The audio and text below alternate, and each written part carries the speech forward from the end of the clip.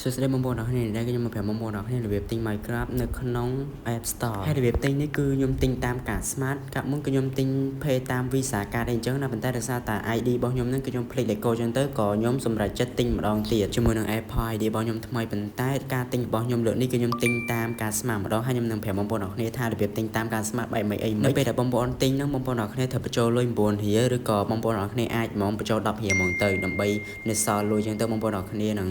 បញ្ចូលការអីបន្ថែមទៀតអញ្ចឹងណាហើយពេលវាចេញបែបនេះគឺមានន័យថាលុយបងប្អូនអរគ្នាអត់គ្រប់ទេអញ្ចឹងបងប្អូនអរគ្នាត្រូវតែញាត់លុយបន្ថែមទៀតនៅក្នុង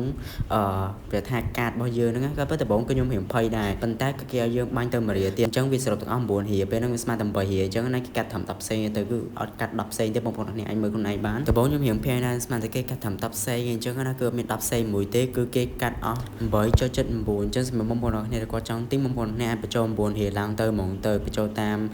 កង់អីក៏បានដែរតែបើយល់ល្អហ្មងបងប្អូនអរគ្នាបើមានលក្ខណៈ Visa Card អីចឹងបងប្អូនអរគ្នាភ្ជាប់ជាមួយនឹង Visa Card ហ្មងទៅមិនស្រួលអញ្ចឹងបើបងប្អូនអរគ្នា Pay ជាមួយនឹង Visa Card ហ្មងគឺវាស្រួលដោយសារតែ Minecraft ហ្នឹងគឺវាមានតម្លៃត្រឹម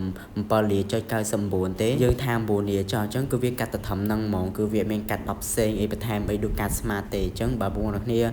វាថាអស់ជម្រើសឲ្យបងប្អូនអរគ្នាអាចធ្វើតាមការ Smart នឹងក៏បានប៉ុន្តែខ្ញុំសូមបញ្ជាក់បងប្អូនអរគ្នាវីដេអូនេះគឺខ្ញុំអត់មានពីរៀនបងប្អូនអរគ្នារបៀបដាក់លេខទូរស័ព្ទយើងភ្ជាប់ជាមួយ Apple ID ទេបងប្អូនអរគ្នាចង់មើលវីដេអូចឹងបងប្អូនអរគ្នាអាចរកវីដេអូគេផ្សេងបានប៉ុន្តែនេះខ្ញុំគ្រាន់តែប្រាប់របៀបទិញ Minecraft អីតាមការ Smart នេះអញ្ចឹងណាចឹងវីដេអូយើងគឺចាប់ទៅត្រឹមហ្នឹងហើយអរគុណបងប្អូនគ្នាសម្រាប់ការតាមដានក្នុងវីដេអូនេះជួបគ្នាក្នុងវីដេអូក្រោយបាយបាយ